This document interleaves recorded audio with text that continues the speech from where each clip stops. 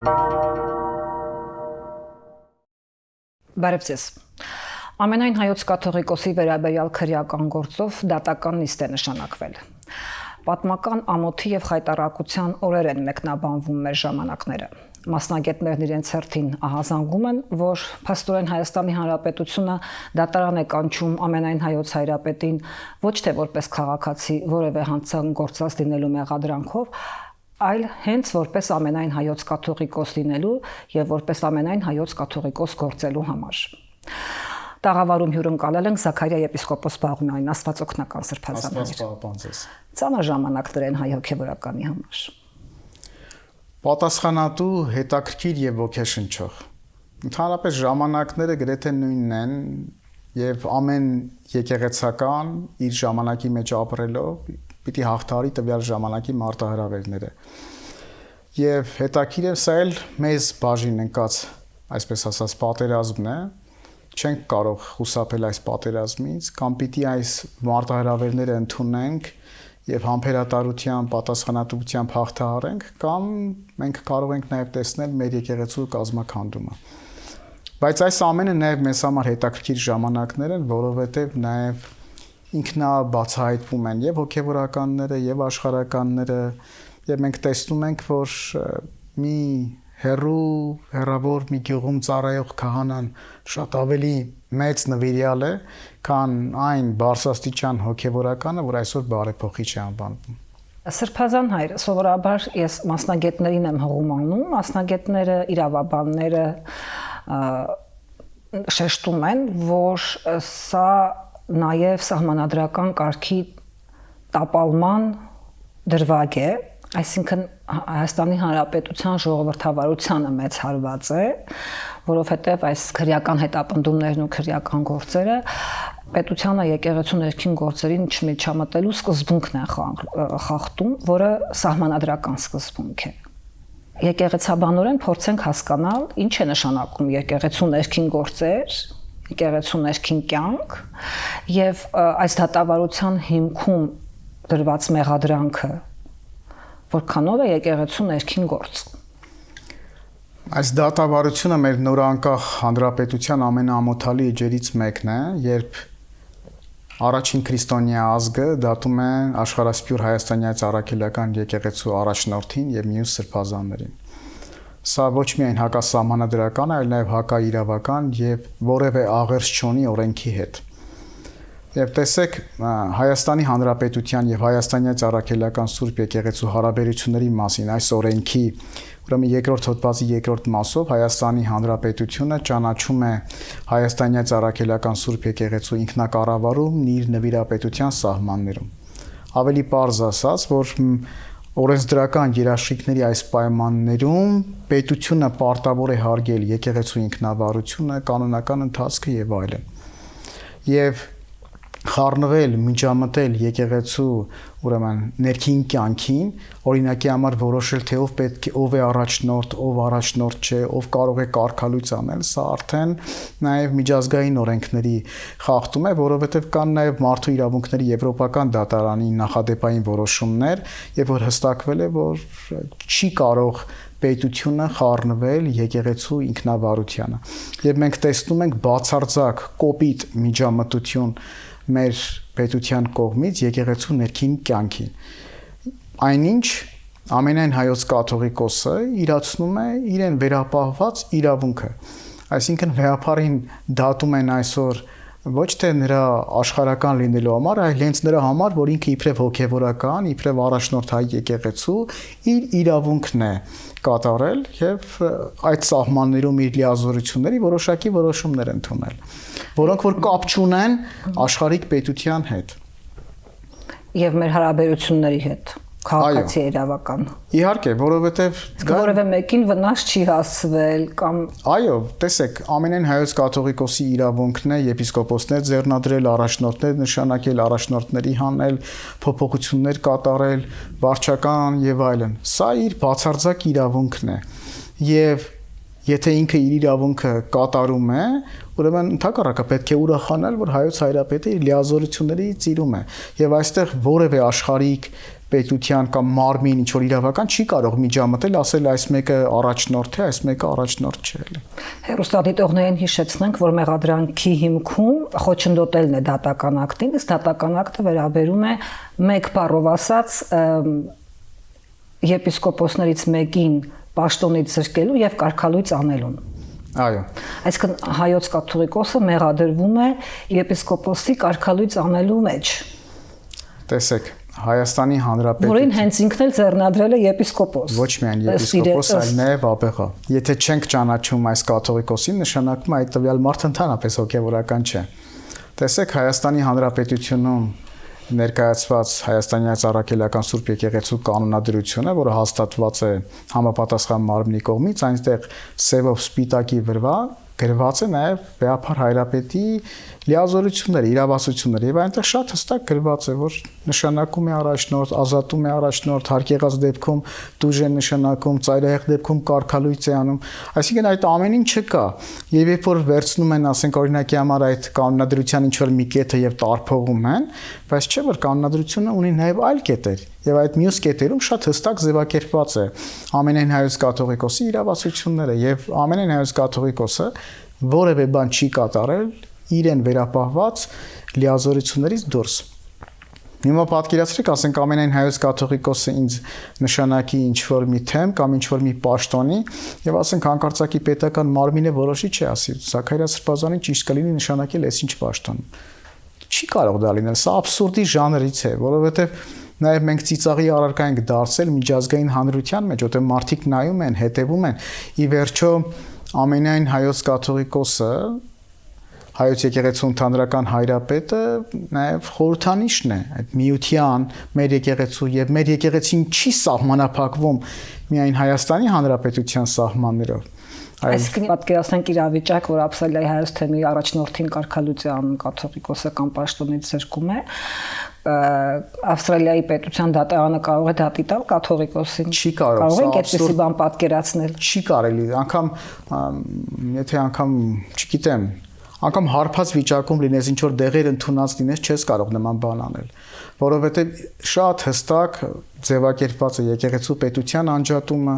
իրավասությունները եւ այլն։ Չի կարող պետությունը խառնվել եկեղեցու ներքին կյանքին, որոշել ով է առաջնորդ, ով է եպիսկոպոս, ով եպիսկոպոս չէ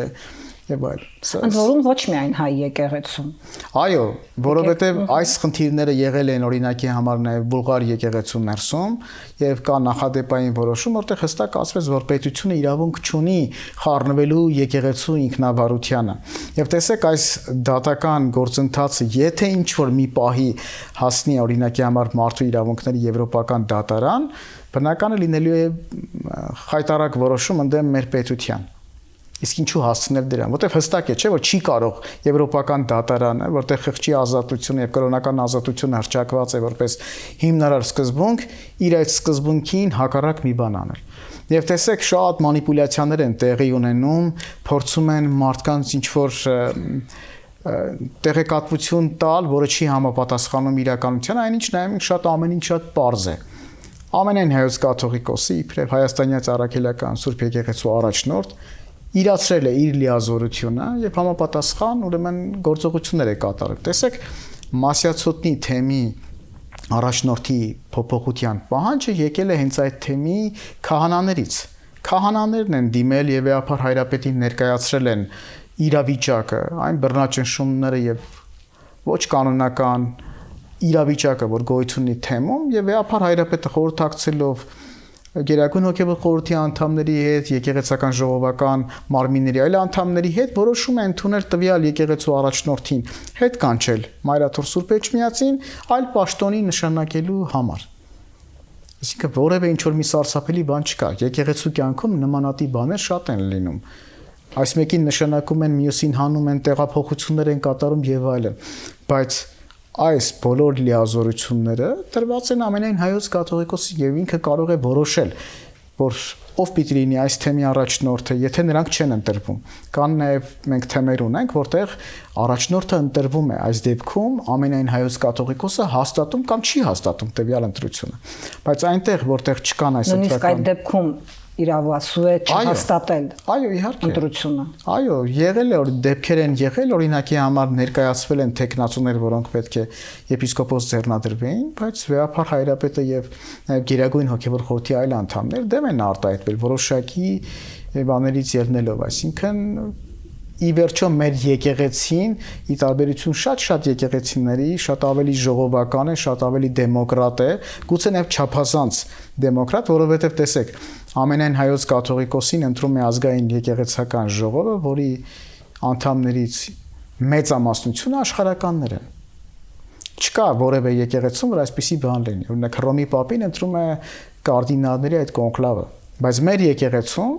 մեծամասնությունը աշխարհականներն են, որոնք մասնակցություն ունեն այս ամենին։ Եվ ամենայն հայոց կաթողիկոսը միայն Հայաստանի Հանրապետությունում ապրող հայերի կաթողիկոսը չէ։ Նա աշխարհասփյուր մեր հայության հայոց եկեղեցու զավակների կաթողիկոսն է։ Հետևաբար, երբ որ հարվածի տակ է դրվում ամենայն հայոց կաթողիկոսի ինստիտուտը անձը, դրանով նաև հարված են հասցնում բոլորիս։ Ես ասեմ անկեղծորեն, ամենայն հայոց կաթողիկոսին չեն դատում։ Մեզանից յուրաքանչյուրին են դատում։ Մեզանից յուրաքանչյուրը դատվելու է, որովհետև մենք իբրև հայաստանյան առաքելական Սուրբ եկեղեցու անդամներ եւ զավակներ ոնց պիտի ապրենք։ Սա մեր համազգային ամոթն է լինելու։ Եվ ի պատիվ նաեւ Վեհապար Հայրապետի եւ մեր մյուս սրբազանների, որոնք պիտի ներկայանան այս դատին, եւս մեկ անգամ շեշտում են, որ իրենք օրենքի սահմաններում են։ Չեն արամարում Հայաստանի Հանրապետության օրենքները, գնում են այդ դատարան։ Բայց մենք որպես անդամներ այդ եկեղեցու ոնց ենք նայելու այս ամեն ինչին։ Եվ կարծում եմ այստեղ նաև շատ այսպես մի շատ հստակ մի բան կա, սա պիտի լինի սթափության եւ վերարտունության կոչ, համախմբելու իսկապես հայոց եկեղեցու շուրջ, ավելի զորացնելու մեր ինքնությունը, լինելու եկեղեցու մեջ եւ եկեղեցականների կողքին։ Մեդիայում շատ են այն նարատիվները, պատմությունները տարածվող, որ պիտի ի վերջո երկխոսության նստեն Վեհապար Հայրապետը եւ վարչապետը, այսինքն դա երկու անձի միջև հակամարտություն է։ Նախ սկսենք նրանից, եթե անգամ երկու անձի միջև է, ապա դատարանը ինչ կապ ունի անձի հետ։ Դատաիրավական համակարգը սահմանադրական պետությունում անկախ է վարչապետից։ Երկրորդն էլ արդյոք սա անձերի պայքար է։ Տեսեք, ընդհանրապես այդ նարատիվները, որ նետում են նաև մամուլ, փորձում են անձնավորել, թիրախավորել, բայց շատ կարևոր է ամբողջական պատկերը տեսնել։ Ինչ կատարվեց 2018 թվականից հետո։ Ես միայն 4 փաստեր եմ ուզում ասել, մնացածը կարող են մեր հեռուստադիտողները դատել։ Տեսեք, հայոց եկեղեցու պատմությունն առարկան դուրս բերվեց հանրակրթությունից։ Արգելվեց հայ հոգևորականների ծառայությունը բանտերում եւ զինված ուժերում։ Վեհապար Հայրապետին ամրացված այդ ուրեմն պահպանությունը վերացվեց։ Այսինքն այս բոլոր փաստերը եւ շինցու գործեր հարուցվեցին տարբեր հոգևորականների վրա, արգելվեց նրանց ելքը ուրեմն Հայաստանի Հանրապետությունից։ Գիտեք, աբսուրդը ո՞րն է։ Հանցագործություններ են կատարվում մեր աչքի առաջ նույն մամուլում, հանցագործներ, որոնք ազատ շրջում են, ոչ կալանավորված են, ոչ մի բան չկա, բայց այսինքն ամենայն հայոց կաթողիկոսի այս մի քանի սրբազաններ նրանք հանցագործներ էին։ Բայց սա այս համակարգային պայքար է հայոց եկեղեցու դեմ։ Ինչու՞։ Եկեղեցին միակ հաստատությունն է, որ դարերով եկել հասել է մեզ։ Սա մեր պատմական հիշողության կրիչն է։ Այսինքն, երբ որ դու այդ եկեղեցու մեջ ես, դու այդ հիշողության կրողն ես։ Միակ հաստատությունն է, որ խոսում է Արցախի, մեր այնտեղ վտանգված մեր հուշարձանների եւ արցախայության իրավունքների մասին։ Պետությունը ամեն կերպ փորձում է այս ամենը մոռացնել տալ։ Կարծես ոչինչ չի եղել, բայց եկեղեցին ինչպես կարող է օրինակ մոռանալ Ամարասը, Դատիվանքը, Կանցասարը կամ Բաքվում պահվող մեր հայրենակիցներին։ Չի կարող լինել։ Եվ տեսեք, եկեղեցին նաև իր խողովակներով, միջազգային կառույցների միջոցով փորձել է այս հարցերը իրավական, բարոյական եւ այլ հարթություններում քննարկել։ Հիշենք օրինակ Շվեյցարիայում վեհապար հայրապետի ելույթը, որից հետո սկսվեց այս ամբողջ բանը։ Այո, պետք է երկխոսել։ Պետք է երկխոսել, բայց ինչի շուրջ պետք է երկխոսել։ Երբ որ մյուս կողմը պատրաստ չէ դրան։ Երբ որ չի պահպանվում ամենատարական այն բարեկրթության կանոնները։ Երբ որ կարող են կանգնել ազգային ժողովի, ուրեմն ամբիոնից, հայոյալից արտահայտություններ թույլ տալ ամենայն հայոց կաթողիկոսի եւ հոգեվորականության հասցեին, հետո իրենք ասեն մենք հայ եկեղեցու անդամ ենք։ Այդպես ենք, դա երևի մեր մեղավորություններն է։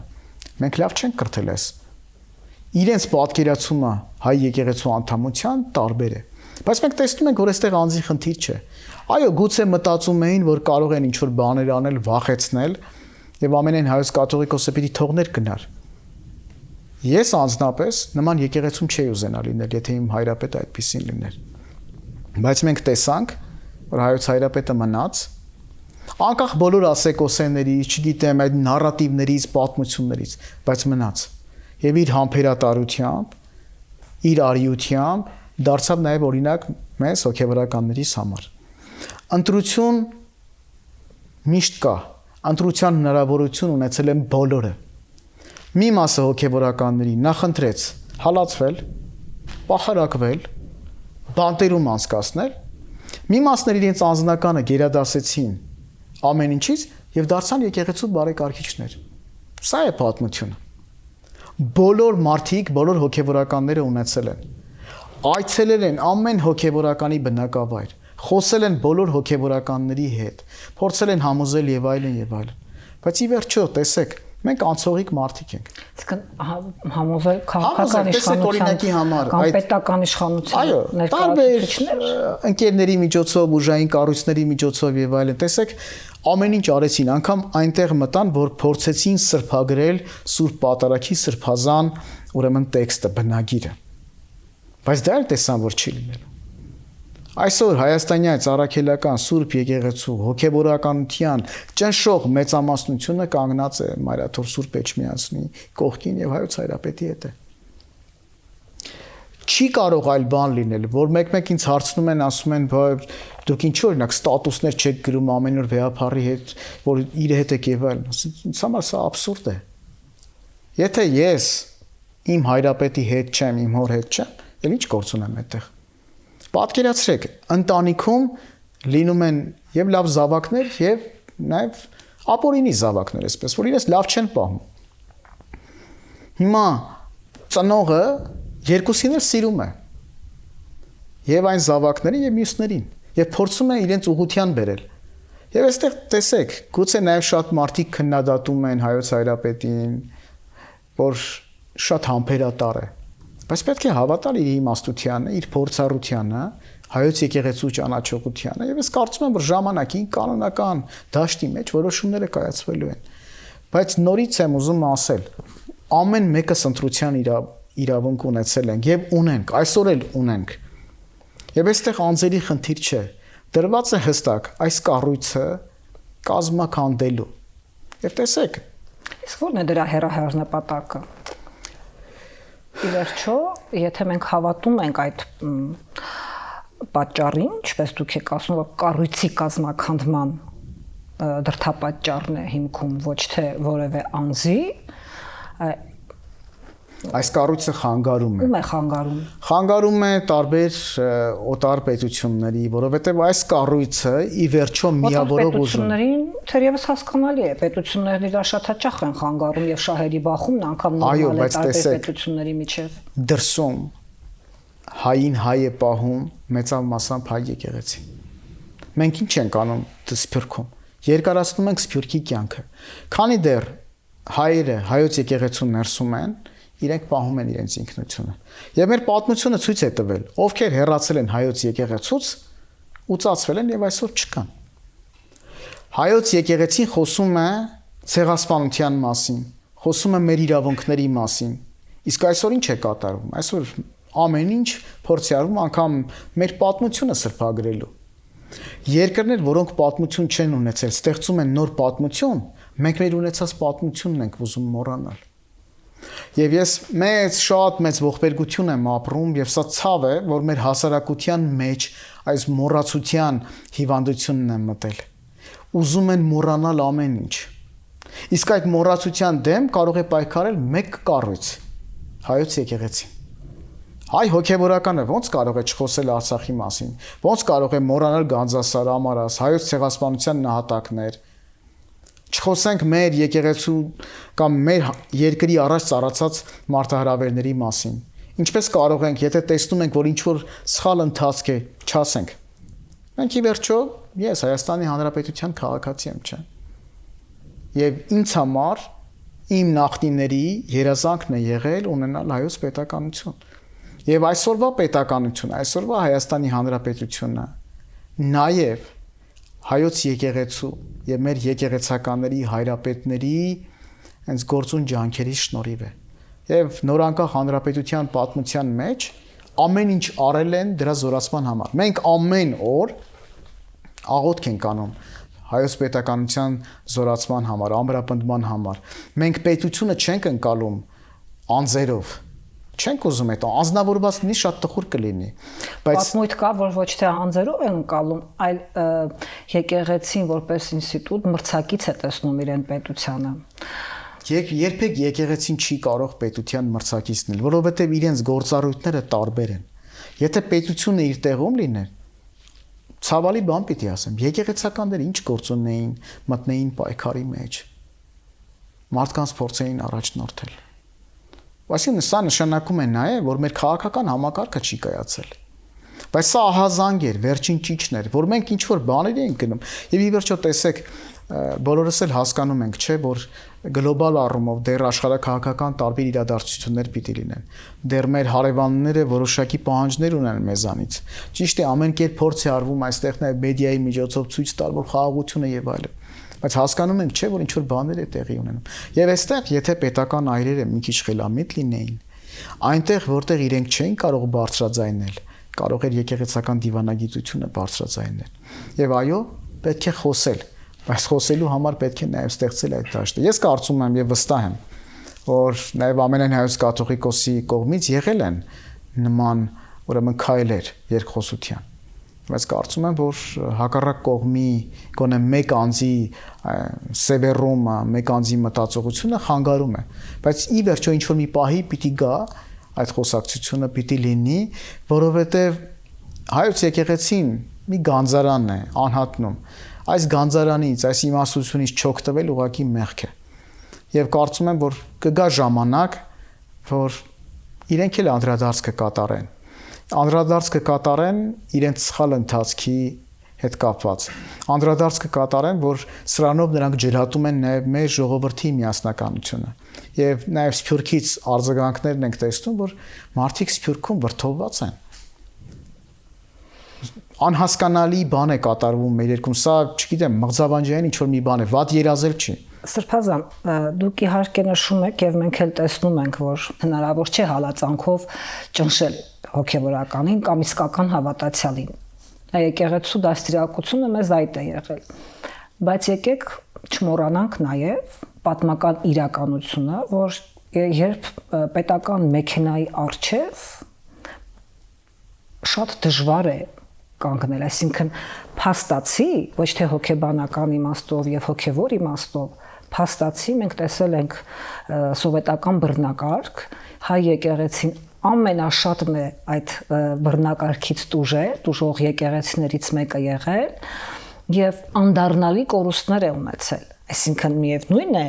ինչպես օրինակ հայոց ցեղասպանությունը։ Մենք հաճախ ասում ենք եւ դա իսկապես այդպես է, որ հայ ժողովուրդը վերածնվեց, հայ ժողովուրդը շարունակեց ապրել աշխարհի տարբեր երկրներում, ստեղծեց նույնիսկ սեփական պետությունը ցեղասպանությունից հետո, բայց միևնույն է, փաստացի Օսմանյան Թուրքիային, Թուրքիա պետությանը հաջողվեց գրեթե 100%-ով պետական իր ծրագիրը հայերի ցեղասպանության իրագործել եւ անդառնալի հետևանքներ դա թողեց մեր ժողովրդի կյանքում։ Արցախի կորուստից հետո ամեն ինչ կարող է պատահել։ Տեսեք, չի եղել մի ժամանակ, որ Արցախում հայ չի եղել։ Չի եղել նման ժամանակ։ Եղել են տարբեր իշխանություններ, տարբեր տիրապետություններ, բայց հայը ապրել է այդ հողում։ Եվ Արցախի կորստից հետո անկեղծ եմ ասում, ամեն ինչ կարող է լինել։ Բայց մենք պիտի փորձենք թույլ չտալ, որ այդ ամենը լինի։ Եկեղեցու պատմությունը ինքը նահատակության պատմություն է։ Մեր եկեղեցու պատմությունը վկայությունն է մեր հայ մարդու իսկապես նվիրվածությանը, նահատակությանը հանուն Քրիստոսի, հանուն հավատի։ Եվ ժամանակները ճիշտ եք ասում, պետական ապարատը կարող է ամեն ինչ անել։ Եվ այստեղ շատ կարևոր է, որ մենք ի վերջո հասկանանք, որն է մեր շահը։ Ինքը հայ եկեղեցին ցանցային կառույց է։ Օրինակ, երբ որ նայում ենք Սորոսի գրասենյակի փիլիսոփայությունը եւ այլն, որ կային այդ դրամաշնորհային ընկերությունները, դրանց նպատակը որն էր՝ քանդել ցանցային կառույցները։ Հիմա ինչ են ուզում անել։ Հիմա ամեն կերպ փորձում են նսեմացնել, պախարակել եկեղեցին, կեղծ լուրեր դնել, չգիտեմ, անձերի դիպչել եւ այլն։ Այս ամեն ինչը կա, բայց սրա հետ մեկտեղ նաեւ կա ուրիշ մի հատ պատկեր։ Մեր ժողովրդի անսահման վստահությունը եկեղեցու նկատմամբ։ Ինչ սոցիալական հարցումներ, որ կատարում են անգամ պետական միջոցներով, հայոց եկեղեցին ամենաբարձր վարկանիշն ունի։ Այսինքն մենք գենետիկ առումով սիրում ենք մեր եկեղեցին, բայց այդ սերը պիտի նաև գործնականում լինի։ Մենք ամեն մեկս պիտի կանգնած լինենք մեր եկեղեցու մեջ եւ մեր հոգեվորականների կողքին։ Այո, կարող են տարբեր իրավիճակներ լինել։ Հալածանքը միշտ նահատակության է բերել, բայց այդ նահատակությունը դարձել է հիմքը։ Այսօր մեր նահատակությունը պիտի լինի ոչ այնքան ֆիզիկական, բայց հնարավոր է դա էլ լինի, այլ որքան մեր ուղղակի նվիրվածությունը, մեր անդուլ աշխատանքը հանուն հայոց պետականության, հանուն հայ եկեղեցու զորացման։ Եվ տեսեք, ցույց տրվեց այս վերջին իրադարձությունները ցույց տվեցին, որ այդ հալածանքը չբերեց ինքնամեկուսացման, չգիտեմ, եկեղեցականների վախվորացում, հակառակ ռեակցիա տեղի ունեցավ։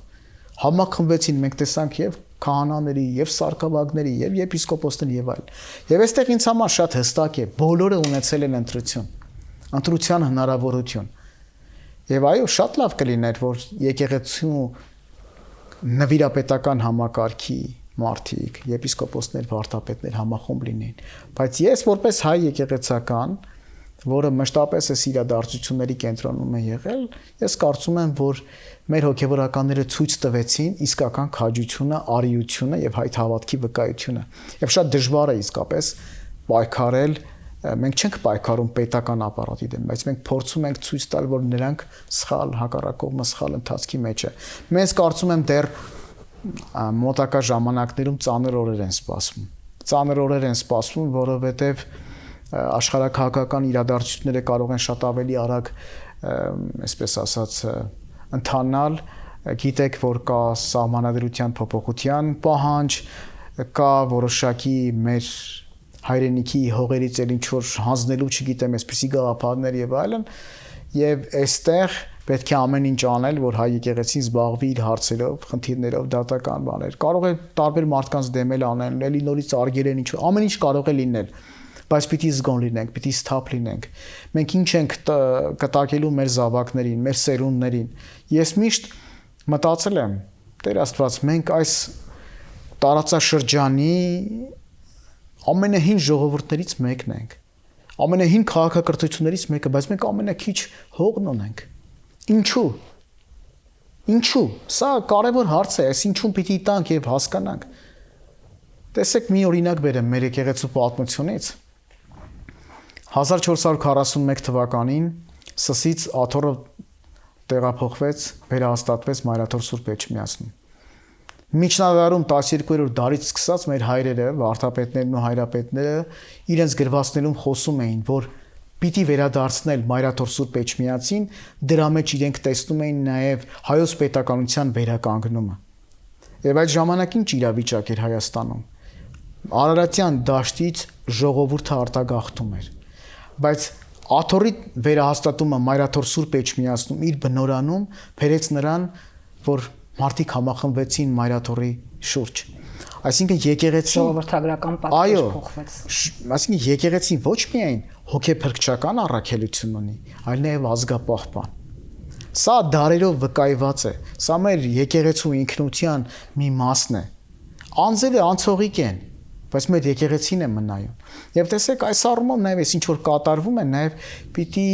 ուշադիր լինենք, թե ինչ է խոսում ընդհանրապես միջազգային հանրությունում։ Մարդիկ չեն հասկանում, ոնց կարող է մեր երկրում, առաջին քրիստոնյա երկրում այսպես լինել։ Սրբազան, մի վերջին հարցն եմ ուզում տալ, որպես մայրաթորի միաբան։ Մի քիչ անձնական հարց է։ Այսօր դատարանի առջև կանգնած կաթողիկոսին դուք եք զորակցում, թե ինքը ձեզ։ Ես չէի ուզենա այս պատկերը տեսնել իրականության մեջ, բայց հայրապետն ինքն է մեզ ուժ տալիս եւ նաեւ մեզանից ուժ առնում։ Մենք հստակ ուխտ ունենք հավատարիմ մնալու Մայրաթոր Սուրբ Էջմիածնին եւ ամենայն հայոց կաթողիկոսին անկախ անձից։ Այսօր Գարեգին երկրորդը ուզեն թե չուզեն իտես ամբողջ աշխարհի ցույց է տալիս համբերատարության, արիության եւ խոհեմության լավ դաս։ Եվ կարծում եմ մենք պիտի ոգեշնչվենք իրենից, համախմբվենք Մայրաթորի շուրջ եւ զորակցելով իրեն ամեն ինչ անենք, որ մեր հայրապետը իր հայրենաշեն Աստվածահաճո ծրագրերը իրականացնի։ Պատմությունը չի ներելու, եթե մենք կրկին չգնահատենք մեր մեծերին, նրանց կատարած գործը։ Մայրաթոր Սուրբ Էջմիածնի բարեզարդությունը, հոգևորականների նոր սերունդը եւ ընդհանրապես հոգևոր կյանքի վերելքը մեծավ մասամբ պայմանավորված է ամենայն հայոց կաթողիկոսով։ Եվ մեր նպատակը պիտի լինի իբրև հոգևորականներ, անկախ մեր աստիճանից, մեր տեղում լինելու նախանձախնդիր, պատասխանատու, որպեսզի կարողանանք մեր աշխատանքով զորացնել մեր եկեղեցին եւ մեր հայրապետի աչքը։ Մեր աղոթքը մեկն է. Աստված անսասան պահիր Մայրաթոր Սուրբ Էջմիածինը եւ մեր հայրապետի աչքը։ Շնորհակալ եմ զրույցի համար։ Հիշեցնեմ, որ մեր տաղավարում Զաքարիա եպիսկոպոս Բաղումյանն էր, քննարկումները կշարունակվեն, ամենայն բարիք։